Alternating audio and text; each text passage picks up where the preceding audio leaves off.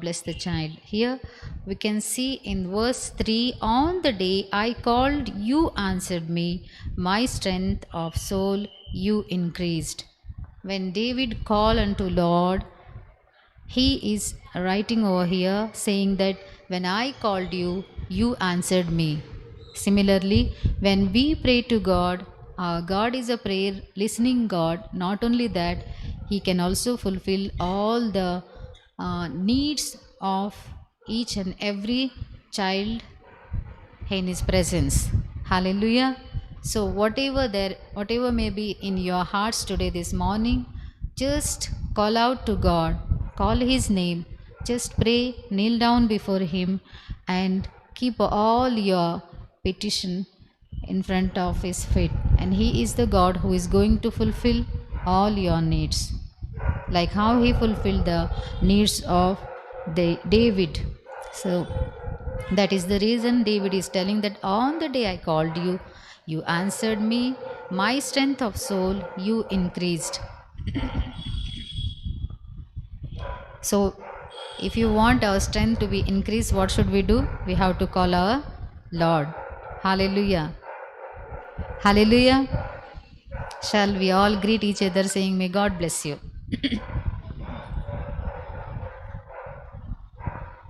God bless you all.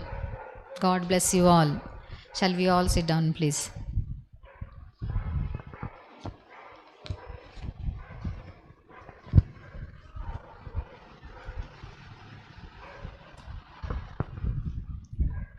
Shall we open our Bible towards Luke chapter 17 and verse 18?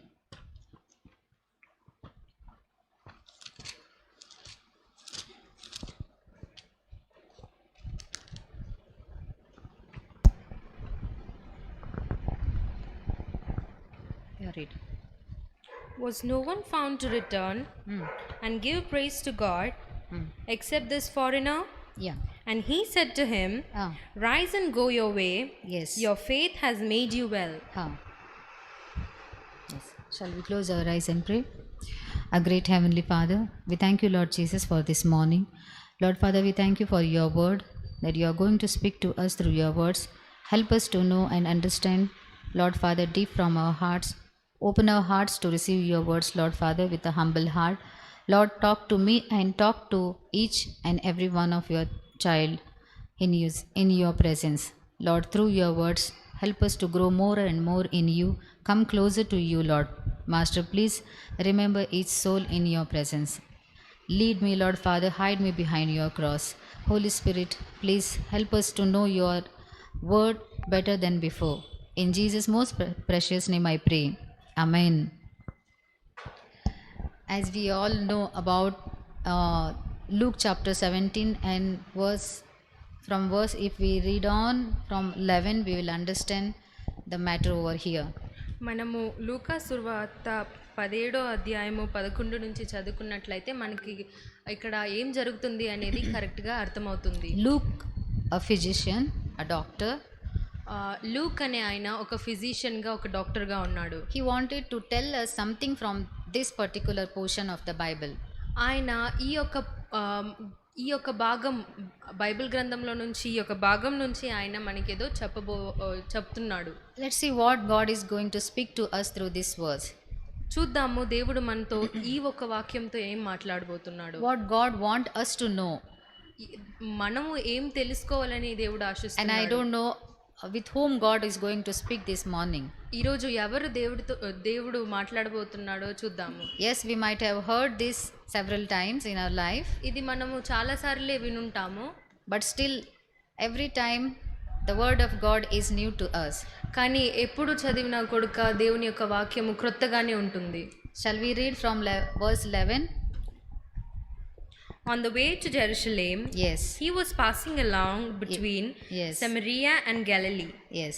And as he entered a village, he was met by 10 lepers, yes, who stood at a distance, yes, and lifted up their voices, saying, Jesus, Master, have mercy on us. Yes. When he saw them, he said to them, Go and show yourselves to the priests. Yes. And as they went, they were cleansed. Hallelujah. As they went, they cleansed. If we see verse 13 over here, and lifted up their voices, saying, Jesus, Master, have mercy on us.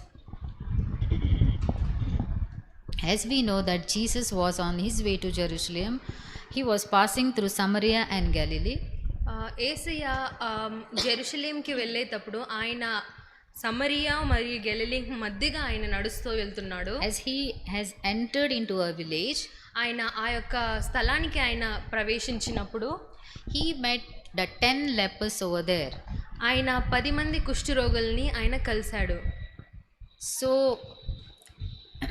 we all know about the lepers or the what is leprosy. This is leprosy. మనకి ఈ యొక్క కుష్ఠరోగం అంటే ఏంది అని మనకి బాగానే తెలుసు. So leprosy is a contagious disease, or it can be spread very fast from one person to another. ఈ యొక్క కుష్ఠరోగము ఏంటి అంటే ఒక మనిషి నుంచి ఇంకొక మనిషికి అది పోతుంది.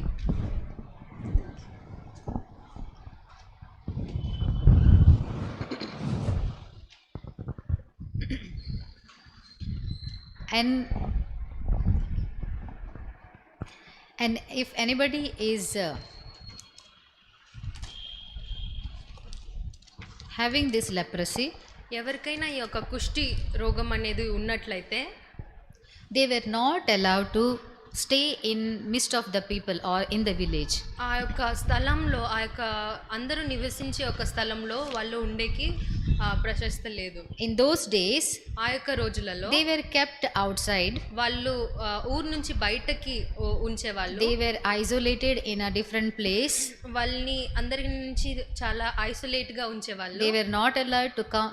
They were not allowed to come into the village or buy something or to interact with any other person in the village.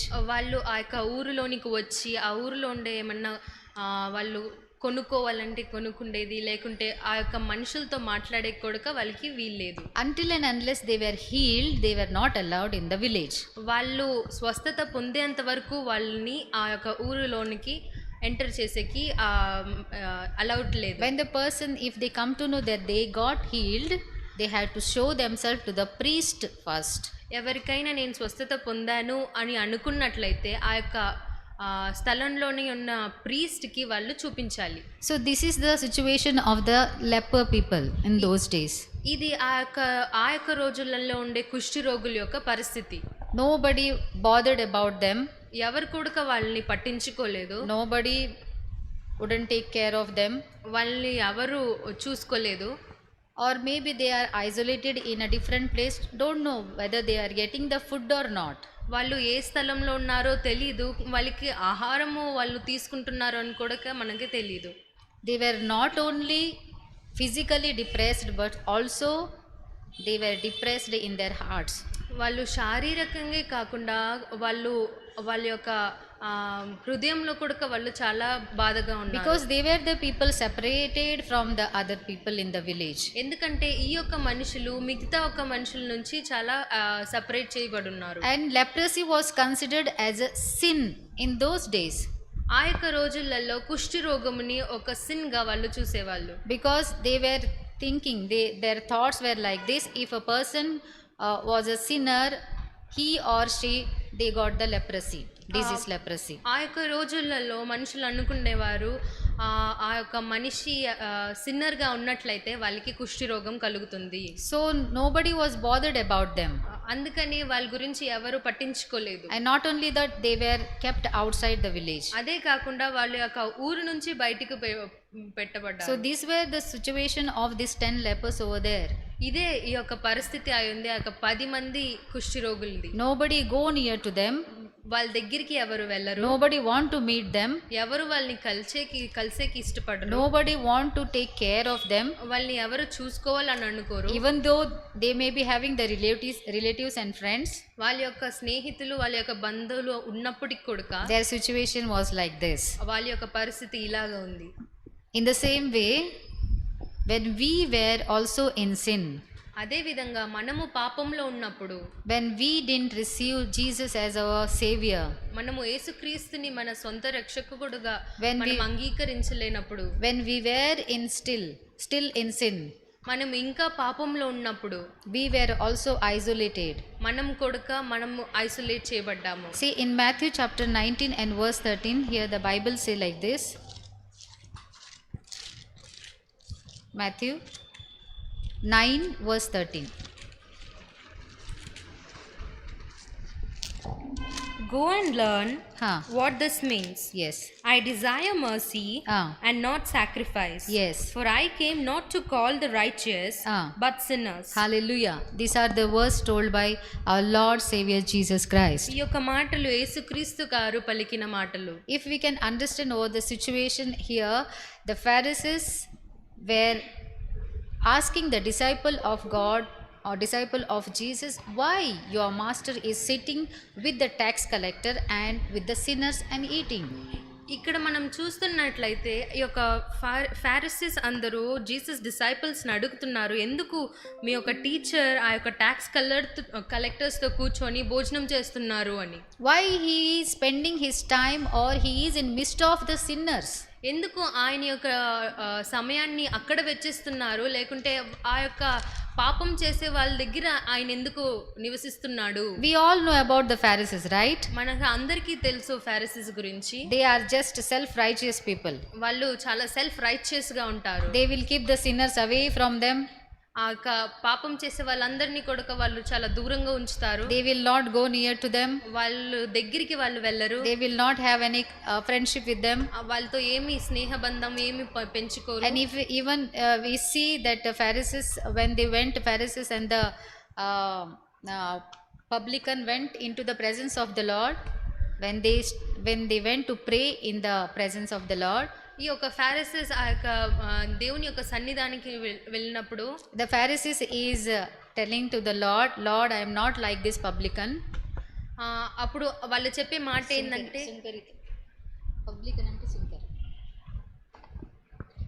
నేను వీళ్ళులాగా నేను లేను ప్రభువా, because I give the tithes every time. ఎందుకంటే నా యొక్క దశమ భాగం నేను ఇస్తున్నాను. I remain fasting.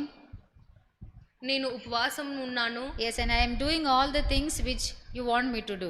నువ్వు చెప్పే ఒక ప్రతి ఒక్క పని కూడా నేను చేస్తున్నాను. And he is blaming the other person that I am not like this person. ఆయన ఇక్కడ వేరే ఆయనని నిమిత్తం ఆయన బ్లేమ్ చేస్తున్నారు. So the Pharisees are like this. కాబట్టి ఆ యొక్క ఫారిసీస్ ఇలాగా ఉన్నారు. They don't want to spend their time or don't want to be with sinners. వాళ్ళు వాళ్ళ యొక్క సమయాన్ని ఈ అట్లాంటి సిన్నర్స్ తో వాళ్ళు గడపడానికి When Jesus went and sat with the sinners and the tax collector, they started asking the disciple of Jesus, why your master is in midst of them.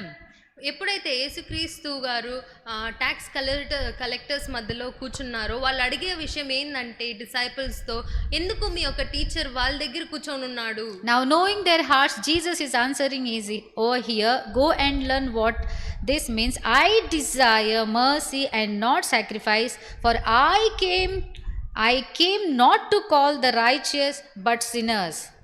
I came to this world, Jesus is answering, not for the righteous but for the sinners. ఈ యొక్క మాటలు యేసుక్రీస్తు గారు ఇవన్నీ కూడా తెలిసి ఉన్నది కాబట్టి ఆయన ఏమంటున్నాడంటే, నేను ఈ లోకానికి వచ్చింది రైచియస్ పర్సన్ కోసం కాదు, కానీ పాపం చేసి ఉన్న వాళ్ళకి, సిన్నర్స్ కోసం. Yes, we were the sinners. అవును, మనము సిన్నర్స్ గా ఉన్నాము. When we were still in our sin, God himself came to this world to save you and me. మనము ఇంకా పాపంలో ఉన్నప్పుడే దేవుడు ఈ యొక్క లోకానికి వచ్చాడు నన్ను రక్షించడానికి. Actually the penalty which Jesus paid on our behalf, we would have paid that. దేవుడు మన కోసం పొందిన ఆ యొక్క శ్రమ మనం పొందుండాల్సి ఉంది. We would actually, it is our sins that made us to go away from our God. దేవుని నుంచి దూరంగా వెళ్ళాలి అంటే అది మన పాపం అయ్యింది. We were supposed to die on the cross.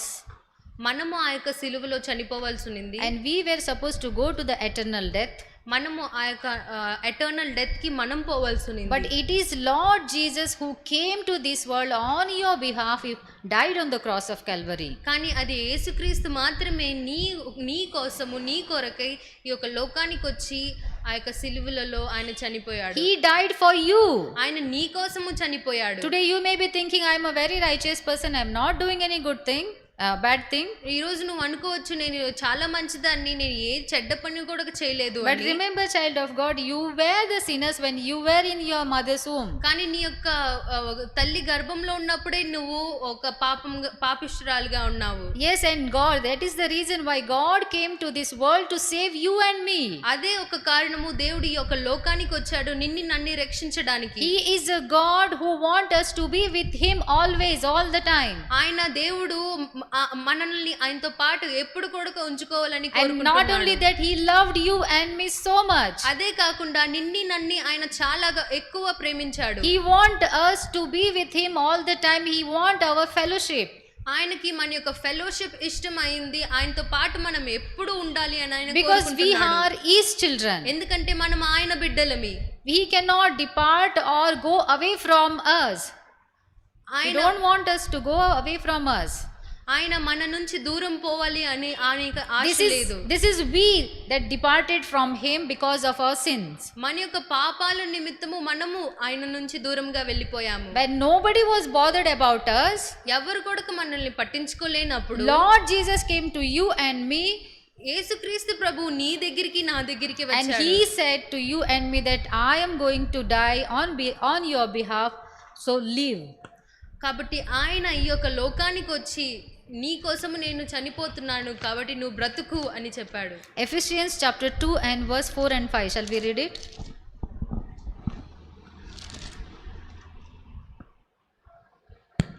But God, being rich in mercy, because of his great love, with which he loved us, even though we were dead in transgressions, yes, even when we were dead in our trespasses, made us alive together with Christ. Hallelujah. And read further. By grace you have been saved. So you and me have been saved because of his grace. ఆయన యొక్క కృప వల్ల మాత్రమే మనము రక్షింపబడ్డాము. This is not your might or your great things that you have been saved and you are like this happy today. ఈ రోజు నువ్వు చేసిన గొప్ప కార్యాలు, నువ్వు చేసిన మంచి కార్యాల నిమిత్తము నువ్వు రక్షింపబడలేదు. Because you have done the great things and you have received the salvation. నువ్వు పెద్ద కార్యాలు చేసి నీకు రక్షణ కలిగింది అని. But only because of God's grace is upon you, because he has given his grace to you, his love is upon you, you and me have been saved. అదేమి కాదు, కానీ దేవుని యొక్క కృప, ఆయన యొక్క ప్రేమ మన పైన ఉంది కాబట్టే నువ్వు నేను ఈ రోజు రక్షింపబడ్డాము. Hallelujah. Once we were the sinners. ఒకానొక కాలంలో మనము పాపులుగా ఉన్నాము. But because of grace of God, you and me have been saved. కానీ ఆయన యొక్క కృప వల్ల నువ్వు నేను రక్షింపబడ్డాము. He had mercy on us. ఆయనకి మన పైన కృప ఉంది. He had a compassion on us. మన పైన ఆయన కనికరం కలిగి He doesn't want us to perish in this world. మనము ఈ లోకంలో పెరిష్ అవ్వడానికి ఆయన ఇష్టం లేదు. He doesn't want us to go to the eternal death. ఆ యొక్క ఎటర్నల్ డెత్ కి మనం వెళ్ళాలని ఆయనకి ఇష్టం లేదు. So that is the reason why he came to this world. అదే కారణం బట్టే ఆయన ఈ యొక్క లోకానికి వచ్చాడు. So the heavenly Father, the creator of the universe, came all the way from the heaven to this world because of you. ఈ యొక్క లోకాన్ని సృష్టించిన సృష్టికర్తే ఆ యొక్క పరలోకం నుండి భూలోకానికి వచ్చాడు నిన్ను రక్షించడానికి. Can you think about it now? See, the heavenly Father, he came because of me. నువ్వు ఒక్కసారి ఆలోచించగలుగుతావా? దేవుడు నా కోసం వచ్చాడు. So how do I live on this earth? కాబట్టి నేను ఎలా బ్రతకాలి ఈ యొక్క లోకంలో? So when we are still sinners, God came and he showed his grace upon us. మనము పాపులుగా ఉన్నప్పుడే ఆయన ఈ యొక్క లోకానికి వచ్చాడు. ఆయన యొక్క కృప చూపించాడు, మనల్ని రక్షించాడు. Today if you may be going through a trouble, ఈ రోజు నువ్వు చాలా కష్టాలు గుండా వెళ్తుండవచ్చు. You may be facing so many problems. నీకు చాలా కష్టాలు కలిగి ఉండవచ్చు. You may be having so many debts. నీకు చాలా డెప్త్స్ ఉండవచ్చు. You may be struggling in your life. నీ యొక్క జీవితంలో నువ్వు చాలా కష్టపడతా You may be ఉండవచ్చు. depressed for several reasons. నువ్వు చాలా యొక్క కారణాల నిమిత్తము నువ్వు చాలా కృంగిపోయి ఉండవచ్చు. You may be saying that nobody is there who can take care of me. నువ్వు అనుకోవచ్చు నన్ను చూసుకోవడానికి ఎవరు లేరు అని. Everybody thrown out of my house. అందరూ కూడా నన్ను ఇంటి నుంచి బయటికి I am helpless. నేను హెల్ప్లెస్ గా And ఉన్నాను. everybody they are telling me that I am not good for anything. అందరూ చెప్పే విషయం ఏంటంటే నేను దేనికి పనికిరాను. And they have isolated me. నన్ను అందరూ ఐసోలేట్ చేసి ఉన్నారు. Then remember, child of God, one thing. కానీ మనం గుర్తు పెట్టుకోవాలి దేవుని యొక్క బిడ్డ, When you cry to God, దేవుని దగ్గర నువ్వు God will ఏడ్చినట్లయితే show His mercy towards you. ఆయన యొక్క కృప నీ పైన కలుగు Whatever the situation you may be going today this morning. ఈ యొక్క పొద్దున కాలంలో ఏ పరిస్థితి గుండా కూడా నువ్వు వెళ్తుండవచ్చు. See the 10 lepers, they were isolated, they were outside the village. ఆ యొక్క 10 కుష్ఠరోగులు అందరూ కూడా ఐసోలేట్ చేయబడ్డారు. ఆ యొక్క ఊరు నుంచి బయటికి పంపించబడ్డారు. Nobody was there with them. ఎవరు కూడా వాళ్ళతో పాటు లేరు. But when Jesus passed to that way, ఎప్పుడైతే యేసుక్రీస్తు ఆ యొక్క ప్లేస్ నుంచి పాస్ అయ్యాడు, and when Jesus saw their condition, ఆ యొక్క కండిషన్ ఆయన చూసినప్పుడు Jesus had a mercy on them. వాళ్ళ పైన ఆయన కనికరం పొందాడు. Shall we read verse 13? One second. Luke chapter 17 and verse 13. And lifted up their voice, Yes. saying, Ah. Jesus, Yeah. Master, Yeah. have mercy on us. Yes. When he saw them, Ah. he said to them, Yes. Go and show yourselves to the priests. Yes, 13. And lifted up their voices, saying, Jesus, Master, have mercy on us. When he saw them, he said to them, Go and show yourself to the priest. Hallelujah. When we are also in our troubles, God is there who can show mercy to us. మనము కష్టకాలంలో ఉన్నప్పుడు కూడా దేవుడు మన పైన కృప చూపించేవాడుగా ఉన్నాడు. Like how he showed his mercy towards the 10 lepers. ఏ విధంగా అయితే ఆ యొక్క 10 మంది కుష్ఠరోగులకి ఆయన కనికరం చూపించాడు. When everybody left them, అందరూ వాళ్ళు వదిలేసినప్పుడు God came to them. దేవుడు ఆయన వాళ్ళ దగ్గరికి వచ్చాడు. Hallelujah. So this morning, don't think that you are alone. God is with you. కాబట్టి నువ్వు అనుకోవద్దు నేను ఒక్కదాన్నే అని.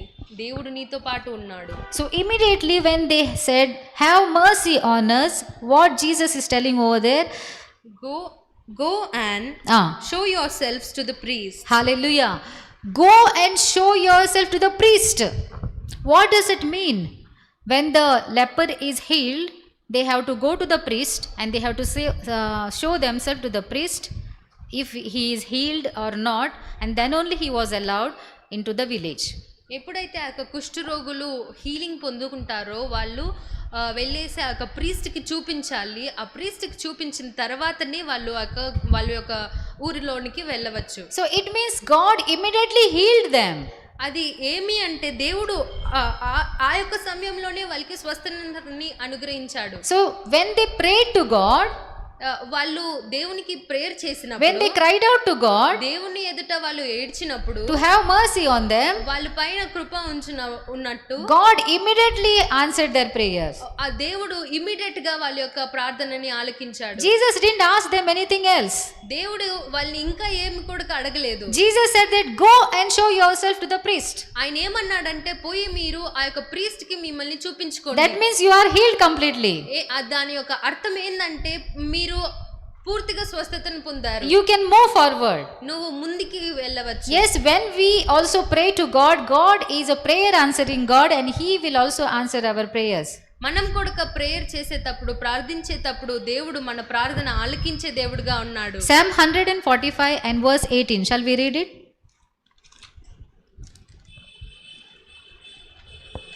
The Lord is near to all who call on him, to all who call on him in truth.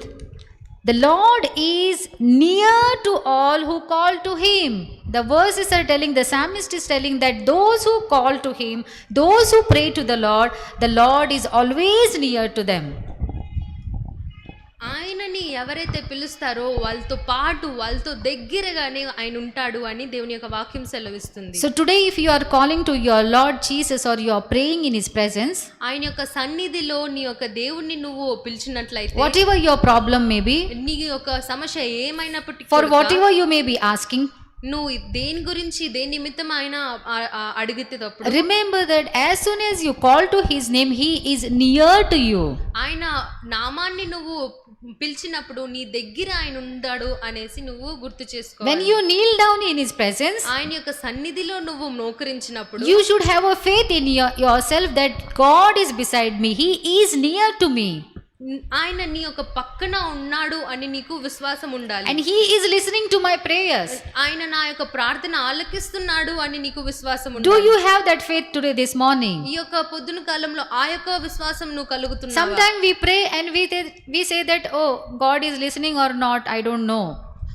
కొన్నిసార్లు మనం ప్రార్థించి దేవుడు మా ప్రార్థన ఆలకిస్తున్నాడా లేదా నాకు తెలియదు. Because sometimes the blessings delays in our lives, right? ఎందుకంటే ఆశీర్వాదాలు లేట్ అవుతున్నది మన యొక్క లైఫ్ లో.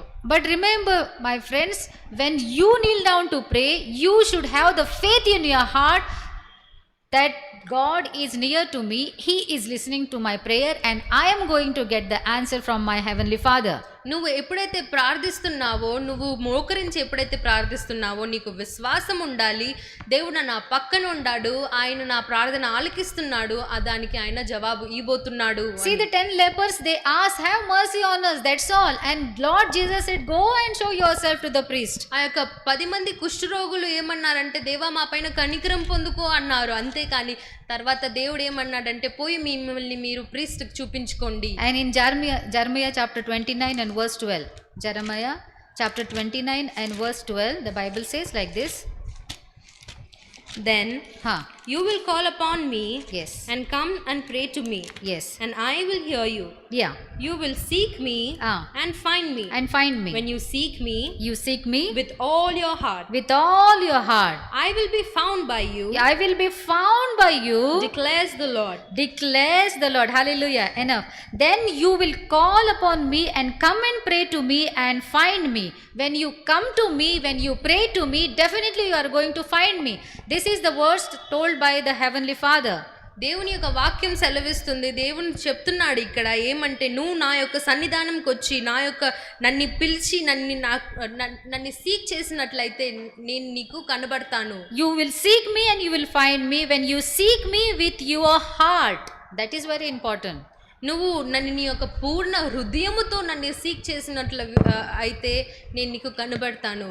Are you seeking your God or are you praying to the God with your heart? నీ యొక్క దేవునికి నీ యొక్క పూర్ణ హృదయముతో నువ్వు ప్రార్థిస్తున్నావా? Then remember one thing, you are not going to lose any blessing in your life, but God is going to fulfill each and every blessing. He is going to bring each and every blessing in your life which you ask. నువ్వు పూర్ణ హృదయముతో నువ్వు ప్రార్థిస్తున్నట్లయితే నీకు కలిగే ప్రతి ఒక్క ఆశీర్వాదం నీకు దేవుడు కలుగజేస్తాడు. ఏ ఒక్క ఆశీర్వాదం కూడా ఆయన వదిలి పెట్టడు. I will be found by you, declares the Lord. Who is declaring over here? Not the human being, but Lord declares that I will be found by you. నువ్వు నన్ను కనిపెడతావు, నేను నీకు కనిపిస్తాను అనేసి దేవుడు చెప్తున్నాడు. See, we have seen many people in the Bible, when they seek God, when they found God.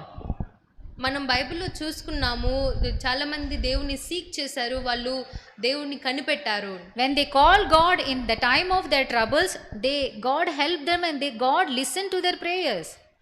వాళ్ళ యొక్క సమస్యలో ఆ దేవునిని వాళ్ళు ప్రార్థించినప్పుడు దేవుడు వాళ్ళ యొక్క ప్రార్థనల్ని ఆలకించాడు.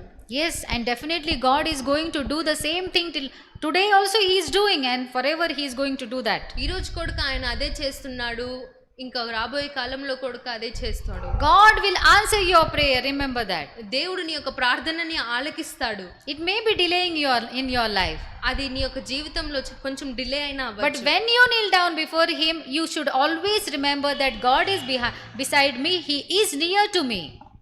కానీ ఆయన యొక్క సన్నిధిలో నువ్వు మోకరించినప్పుడు నువ్వు గుర్తు చేసుకోవాలి, నువ్వు గమనించాలి ఏంటి అంటే, ఆయన నా పక్కన ఉన్నాడు, నా యొక్క ప్రార్థనని ఆలకిస్తున్నాడు. However the tough situation may be, ఆ యొక్క పరిస్థితి ఎంత కష్టంగా ఉన్నప్పటికీ if you have the faith inside you, కానీ నీకు ఆ యొక్క విశ్వాసం కలిగి ఉన్నట్లయితే God is going to answer to your prayer. ఆయన నీ యొక్క ప్రార్థనకి జవాబు ఇవ్వబోతున్నాడు. Like how he answered the prayer of the lepers. ఆ యొక్క కుష్ఠరోగాల యొక్క ప్రార్థన ఆయన ఎలా ఆలకించాడో God immediately said that go and show yourself to the priest. దేవుడు ఇమీడియట్ గా చెప్పాడు, పోయేసి మీరు ఆ యొక్క ప్రీస్ట్ కి మిమ్మల్ని మీరు చూపించుకోండి. And if we go on reading, we'll understand what happened over there. Can you read from 14?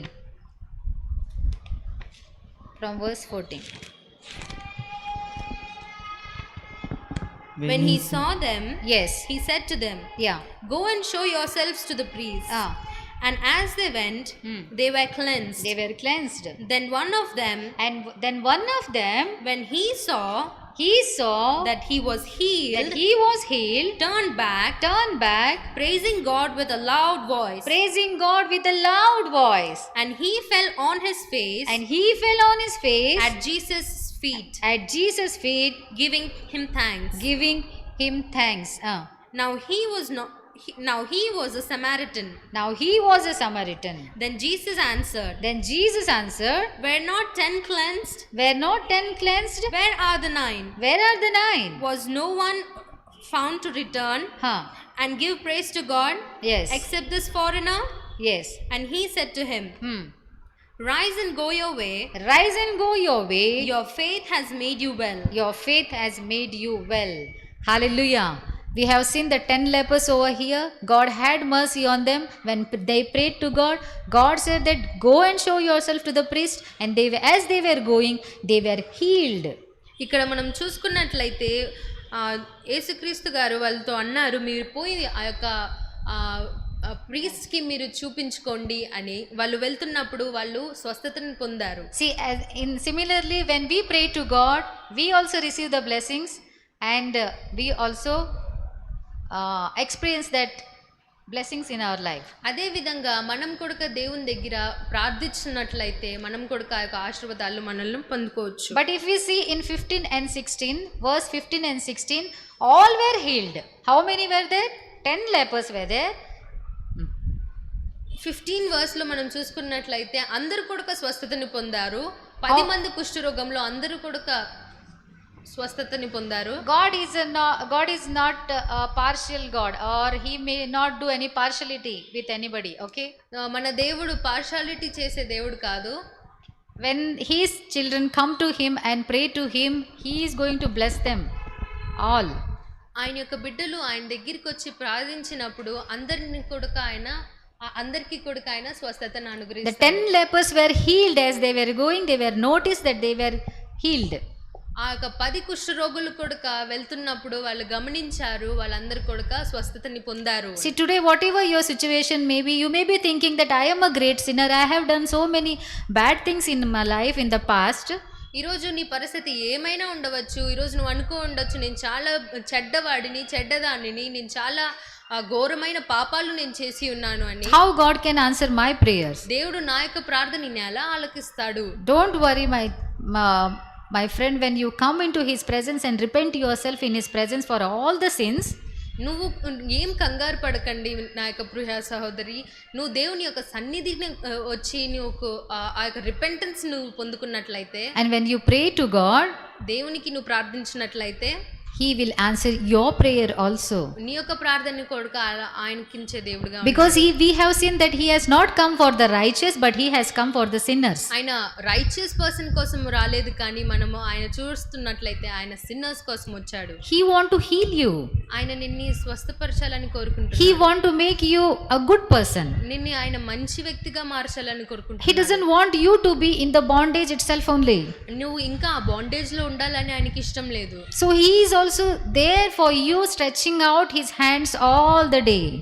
ఆయన నీ కోసం ఉన్నాడు. ఆయన యొక్క చేతులను చాపి ఆయన నీ కోసం వేచి ఉన్నాడు. He is waiting for you. ఆయన వేచి ఉన్నాడు నీ కోసము. Because you are his child. ఎందుకంటే నువ్వు ఆయన యొక్క బిడ్డగా ఉన్నావు. Yes, you might have gone astray. అవును, నువ్వు చాలా దూరంగా వెళ్ళిపోయి ఉండవచ్చు. But if you realize, if you come to know about your Lord and the love of the Lord, and when you return to Him, He is definitely going to accept you.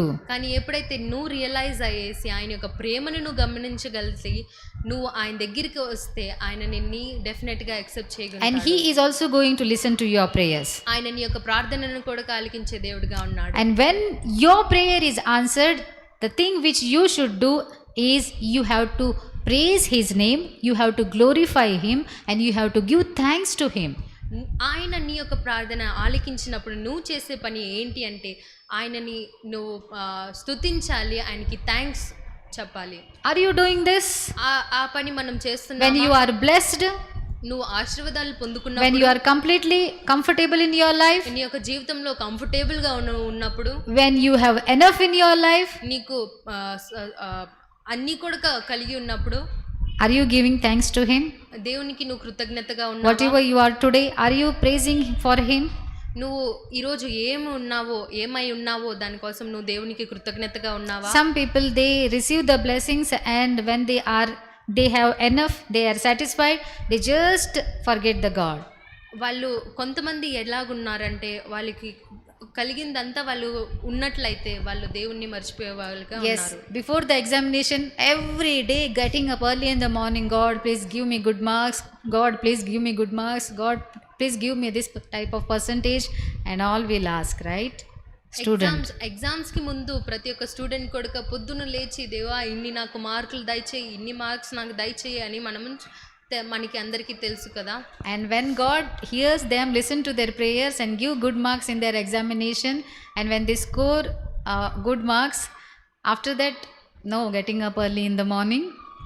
కానీ ఎప్పుడైతే దేవుడు వాళ్ళ యొక్క ప్రార్థనను ఆలకించి వాళ్ళకి ఆ యొక్క మార్కులు అనుగ్రహిస్తాడో దాని తర్వాత పొద్దున్న లేచేది లేదు, No praising to God. దేవుణ్ణి స్తుతించేది లేదు. Yes, he or she might have given thanks once because God has listened to him or her, no? వాళ్ళు దేవునికి కృతజ్ఞతగా ఒక్కసారి చెప్పు ఉండవచ్చు, ఎందుకంటే దేవుడు వాళ్ళ యొక్క ప్రార్థన ఆలకించాడు. But remember, child of God, కానీ మనం గుర్తు పెట్టుకోవాలి, today you are alive. ఈరోజు నువ్వు అలైవ్ గా ఉన్నావు. This is only His grace is upon you. ఎందుకంటే ఆయన యొక్క కృప నీ పైన ఉంది. You are asking for all the materials blessings, right? నువ్వు అన్ని కూడా మెటీరియల్ గా బ్లెస్సింగ్స్ అడుగుతున్నావు. But do you know you are alive today is only He has a grace and compassion upon you. కానీ దేవుడు నీ పైన చూపించే కృప నిమిత్తమే నువ్వు ఈ రోజు బ్రతుకుతున్నావని నీకు You తెలుసా? and me might have gone before itself only. నువ్వు నేను ముందుగానే వెళ్ళిపోయి ఉండవచ్చు. If His grace is not upon us. ఆయన యొక్క కృప మన పైన లేకున్నప్పుడు. See the pandemics from last 2 years. ఈ యొక్క లాస్ట్ 2 years నుంచి జరిగే ఒక పాండమిక్ మనం చూస్తున్నట్లయితే God has kept you alive till this day. దేవుడు ఈ రోజు నిన్ను సురక్షితంగా ఉంచాడు. So give thanks to Him for that. కాబట్టి దేవునికి మనం కృతజ్ఞతగా ఉండాలి. You might have done so many things, you might have to save your life, but if God's grace is not there, you are not alive. నువ్వు ఏమైనా చేసి ఉండవచ్చు నీ యొక్క ప్రాణాన్ని నీ కాపాడుకోవాలని, కానీ దేవుని యొక్క కృప లేకుంటే అవన్నీ ఏమి యూజ్లెస్గా ఉండిపోతాయి. Yes, we have to give thanks to the Lord each and every time in all the circumstances. మన ప్రతి ఒక్క పరిస్థితిలో ప్రతి ఒక్క సమయంలో దేవునికి కృతజ్ఞతలు మనం చెందించాలి. Not only when we receive the blessings giving thanks to God, no, that is not good. మనము ఆశీర్వాదాలు పొందుకున్నప్పుడు మాత్రమే మనం కృతజ్ఞతగా ఉండాలి, ఆయనకి థ్యాంక్స్ చెప్పాలి అని లేదు. God want to have the gratitude heart all the time. మనకి ఆ యొక్క కృతజ్ఞత కలిగే ఒక హృదయము ఎవ్రీ టైం ఉండాలని ఆయనకి ఇష్టం. Gratitude is like the root of the plant. ఎందుకంటే ఆ కృతజ్ఞత అనేది చెట్టుకి వేరు లాంటిది. Nobody should tell you to have a gratitude heart. It should develop from inside you. ఎవరు నీకు చెప్పకూడదు నీకు కృతజ్ఞత కలిగి ఉండు అని, అది నీలోనే ఉండాలి. When you receive a single help from the person, the worldly person, you say thanks to them, right? నువ్వు ఈ యొక్క లోకానుసారంగా ఒక మనిషి దగ్గర నుంచి ఒక చిన్న సహాయం నువ్వు పొందుకున్నట్లయితే వాళ్ళకి మనం థ్యాంక్స్ చెప్తాము. Then why can't you say thanks to your heavenly Father when you see every morning, కాబట్టి every sunrise? కాబట్టి నువ్వు ప్రతి ఒక్క రోజు ప్రతి ఒక్క సన్ రైజ్ నువ్వు చూసేటప్పుడు నీ యొక్క దేవునికి నువ్వు ఎందుకు కృతజ్ఞతగా ఉండలేవు? Why can't you tell thanks to your God because God has kept you safe? ఎందుకు నువ్వు దేవునికి కృతజ్ఞత చెప్పలేవు? దేవుడు నిన్ను సురక్షితంగా ఉంచినప్పుడు. God has done you so many miracles in your life. నీ యొక్క జీవితంలో ఆయన చేసిన మిరకిల్స్ చాలానే ఉన్నాయి. Can you count it? Just list down it and see how many miracles he has done in your life. ఆయన నీకు చేసిన యొక్క అద్భుత కార్యాలు ఎన్నున్నాయో నువ్వు లెక్క They are పెట్టచ్చా? countless. అది లెక్క పెట్టినంత ఉన్నాయి. God has blessed you so much. దేవుడు నిన్ను అంతగా ఆశీర్వదించాడు. But do you have a gratitude heart towards your God? కానీ నీ యొక్క దేవుని నిమిత్తం నీకు కృతజ్ఞతగా ఉన్నావా నువ్వు? All the wonders he has done in your life, are you remaining gratitude to him? ఆయన చేసిన అద్భుతాలు కార్యాల నిమిత్తం నువ్వు ఆయనకి కృతజ్ఞతగా ఉన్నావా? See, the 10 lepers were healed over here. ఆ యొక్క 10 మంది కుష్ఠరోగులు వాళ్ళు స్వస్థతను పొందారు. But only one realized about the healing in his body. కానీ ఒకే ఒక్క మనిషి ఆ యొక్క స్వస్థతని ఆయన And గమనించాడు. the one person came to Jesus ఆ ఒకే ఒక ఆయన దేవుని దగ్గరికి వచ్చాడు. and he gave thanks to him. ఆయనకి కృతజ్ఞతను చెల్లించాడు. See Psalm 9 and verse 1, what the psalmist is telling over here. Psalm 9 and verse 1. I will give thanks to the Lord with my whole heart. I will recount all your wonderful deeds. Hallelujah.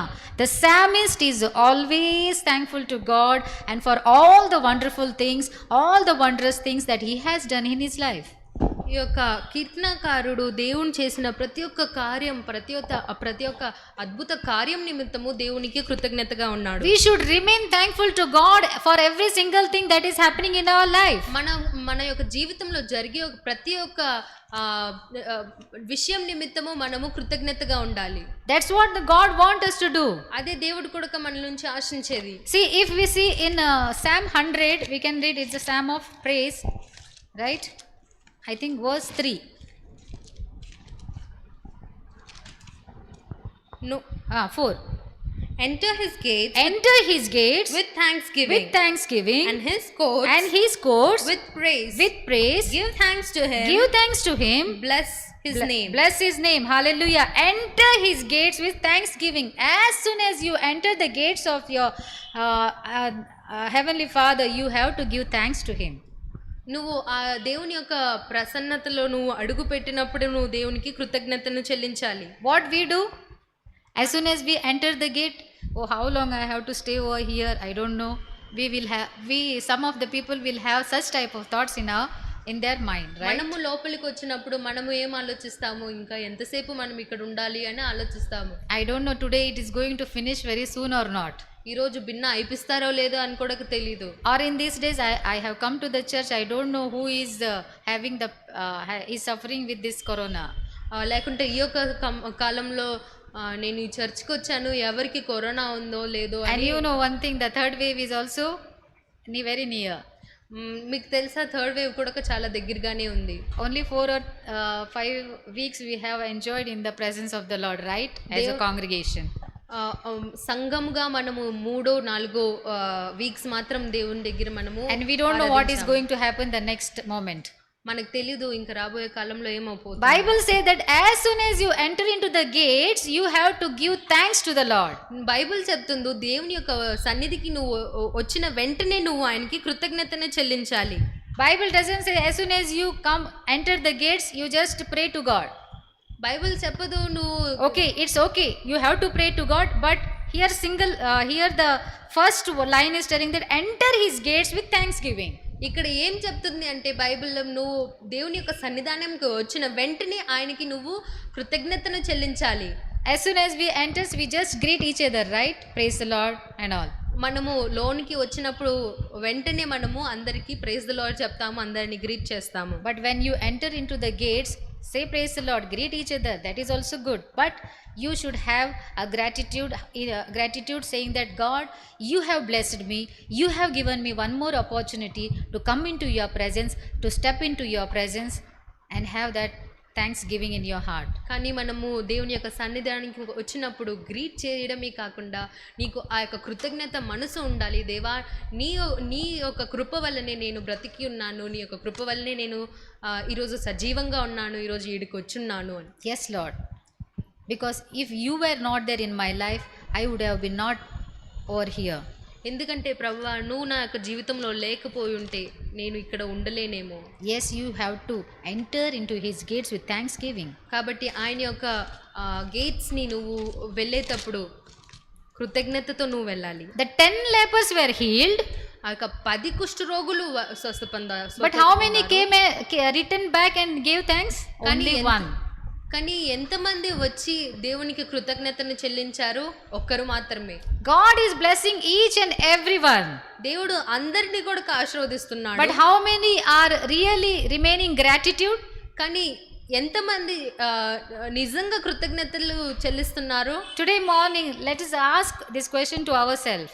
ఈరోజు మనల్ని మనం పరీక్షించుకుందాము. The gratitude people we will not find these days, particularly in these days. There are some people, but most of the people they forget what is gratitude. ఈరోజు చాలామంది కూడా gratitude ఒక అనేది కలిగి ఉంటారు, కానీ నిజంగా People have become selfish. చాలా మంది దాన్ని మర్చిపోయి ఉంటారు. As soon as they receive the things what they need, they will forget that particular person. వాళ్ళకి ఎప్పుడైతే ఆ యొక్క వస్తువుని వాళ్ళు పొందుకుంటారో ఆ యొక్క మనిషిని వాళ్ళు మర్చిపోతారు.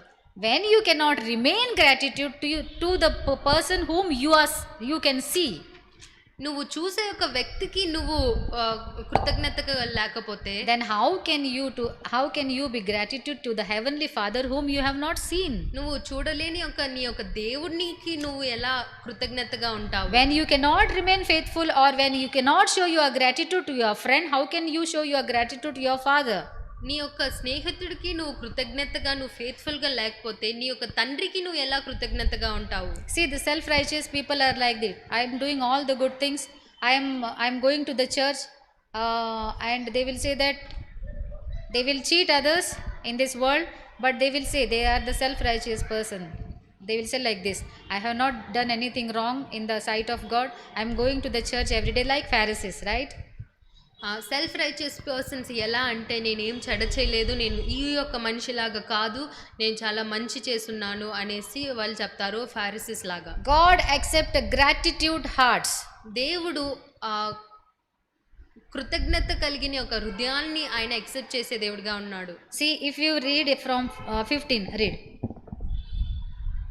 Then one of them, when he saw that he was healed, turned back, praising God with a loud voice, and he fell on his face at Jesus' feet, giving him thanks. Now he was a Samaritan. And Jesus answered, were not 10 cleansed? Where are the 9? Now Jesus is also asking all of us, have you not blessed? I have not blessed all of you. Then where are your gratitude? ఈరోజు దేవుడు అడుగుతున్నాడు మిమ్మల్ని కూడా, మిమ్మల్ని అందరినీ నేను ఆశీర్వదించలేదా? కాబట్టి మీ యొక్క కృతజ్ఞత కలిగిన ఒక హృదయం ఏది? This is what God expects from us. ఇదే దేవుడు మన దగ్గర నుంచి ఆశించే ఒక విషయం. Whatever may be happening in your life, నీ యొక్క జీవితంలో ఏది జరుగుతున్నప్పటికీ కూడా, are you remaining gratitude to your heavenly Father? నీ యొక్క పరలోకమున్న తండ్రికి నువ్వు కృతజ్ఞతగా ఉన్నావా? God want you to be a gratitude person. దేవుడు నిన్ను కృతజ్ఞతగా ఉండే ఒక వ్యక్తిగా ఉండాలని కోరుకుంటున్నాడు. Like how I have said that it is like a root to the plant. నేను ఏ విధంగా అయితే చెప్పానో ఆ యొక్క చెట్టుకి వేరు లాంటిది అని, like how the root go deeper and deeper into the soil. ఏ విధంగా అయితే ఆ యొక్క వేరు ఆ యొక్క మట్టిలో ఇంకా లోతుగా వెళ్తుందో, the tree or the plant grow healthy. ఆ యొక్క చెట్టు కొడుక అంతే బాగా ఫలిస్తుంది. Yes. So roots are like the gratitude is like the roots of the plant. కాబట్టి ఈ యొక్క కృతజ్ఞత అనేది ఆ యొక్క చెట్టుకు వేరు లాంటిది. And God also accept that type of gratitude from us. దేవుడు కూడా మన దగ్గర నుంచి అలాంటి యొక్క కృతజ్ఞత హృదయాల్ని ఆయన when one person was healed and he came to Jesus, ఒక్క వ్యక్తి స్వస్థతను పొంది దేవుని దగ్గరికి వచ్చినప్పుడు, Jesus didn't stop, or Jesus didn't he asked about the 9 person also, no? యేసుక్రీస్తు ఆ 9 మంది గురించి కూడా అడిగాడు. Yes, Jesus asked where are the 9? They were also healed, no? ఆయన అడిగిన విషయం ఏంటి అంటే ఆ యొక్క మిగతా 9 మంది ఏరి వాళ్ళు కూడా స్వస్థత పొందారు కదా. So the person who came to Jesus was a Samaritan. యేసుక్రీస్తు దగ్గరికి వచ్చిన వ్యక్తి Samaritan. So we all know about the Samaritan, right? The Samaritan are considered as the sinners, or they were kept away from the Jews. ఈ యొక్క సమరిటన్స్ ఎవరు అంటే వాళ్ళు సిన్నర్స్గా లెక్కింపబడ్డారు. ఆ యొక్క యూదుల నుంచి వాళ్ళు దూరంగా The Jews will not like they don't like the fellowship with these Samaritans. యూదులు ఈ యొక్క సమారిటన్స్తో వాళ్ళకి ఫెలోషిప్ ఉండడం వాళ్ళకి ఇష్టం లేదు. They don't want to sit and eat with them. వాళ్ళతో కూర్చొని వాళ్ళు భోజనం చేసేకి వాళ్ళకి ఇష్టం ఉండదు. They may be these people were considered as the people whom God doesn't like. ఈ యొక్క వ్యక్తులు ఎలా కన్సిడర్ చేయబడ్డారంటే దేవునికి ఇష్టం లేని ఒక మనుషులుగా వాళ్ళు చూస్తున్నారు. But God like each and every person. కానీ దేవుడికి ప్రతి ఒక్క వ్యక్తి కూడా ఇష్టంగా ఉన్నాడు. Because each and every person was created by him itself only. ఎందుకంటే ప్రతి ఒక్క వ్యక్తి కూడా దేవుని ద్వారా క్రియేట్ చేయబడిన వాడు. And Samaritan, he is particularly, his name is mentioned, not about all the 9 people there who were they. It is not mentioned, but Samaritan is mentioned over here. మిగతా 9 మంది గురించి ఏమి రాయబడలేదు, కానీ ఒక్క సమరిటన్ గురించి మాత్రం ఇక్కడ రాయబడి ఉంది. That Samaritan whom the world say that he is a sinner has a gratitude heart. A Samaritan అయితే ఈ యొక్క ప్రపంచం చెప్తుందో ఇది సిన్నర్ అని, ఆయనకి కృతజ్ఞత హృదయం కలిగి ఉన్నాడు. Yes, a gratitude heart keeps us healthier, and we have seen 2 days before what the gratitude heart does. మనం చూసుకున్నాము 2 రోజుల క్రితమే ఆ యొక్క కృతజ్ఞత హృదయము ఏం చేస్తుంది మన యొక్క జీవితంలో. We should also remain gratitude towards our God.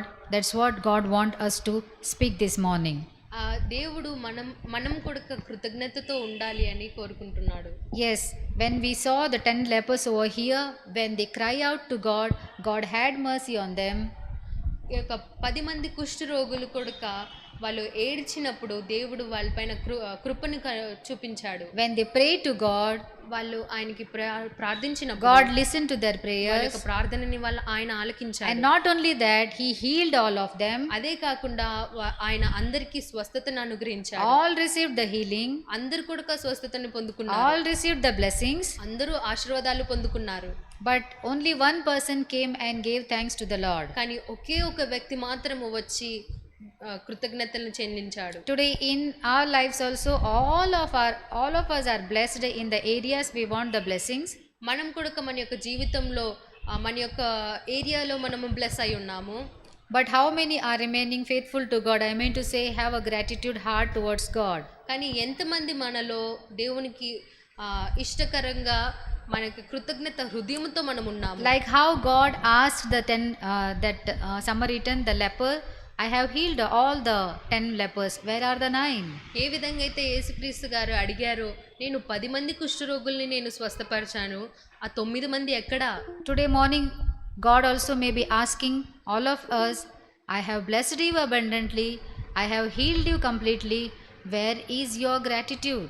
ఈరోజు దేవుడు నన్ను అడిగే ప్రశ్న కూడా కాదే, నేను మీ అందరినీ కూడా స్వస్థపరిచాను, కానీ నాకు కలిగే ఒక కృతజ్ఞత హృదయమే ఎక్కడా? So how do you can show your gratitude towards your God? కాబట్టి నీ యొక్క కృతజ్ఞతని దేవునికి ఎలా చెల్లిస్తావు? That is depend upon you. అది నీ పైన డిపెండ్ అయి ఉంది. Have a gratitude heart. నువ్వు కృతజ్ఞత హృదయం నువ్వు కలిగి ఉండు. When you were still in the bondage of sin, నువ్వు ఇంకా ఆ యొక్క సిన్ లో ఉన్నప్పుడు God came to you. దేవుడు నీ దగ్గరికి వచ్చాడు. He lifted up you. ఆయన నిన్ను ఎత్తి పట్టుకున్నాడు. He gave you the salvation. నీకు రక్షణనే ఆయన అనుగ్రహించాడు. He kept all the things, all the evil things away from you. ప్రతి ఒక్క చెడ్డ కార్యము, చెడ్డ క్రియని నిన్ను దూరంగా ఉంచాడు. And he gave you the salvation so that you cannot enter into the eternal death. ఆయన నీకు రక్షణని అనుగ్రహించాడు, ఎందుకంటే నువ్వు ఎటర్నల్ డెత్ కి నువ్వు వెళ్ళకుండా. He has done so many things for you, నీ కోసం ఆయన చేసిన చాలా క్రియలు ఉన్నాయి, which no one can do for you. ఎవరు కూడా నీకు చేయలేని క్రియలు ఆయన చేసి ఉన్నాడు. Yes. Do you show your gratitude because of all these things in your life to your Heavenly Father? ఈ యొక్క కార్యాల నిమిత్తం అంతా కూడా నువ్వు దేవునికి కృతజ్ఞతగా ఉన్నావా? God want you to do that. దేవుడు నువ్వు అది చేయాలని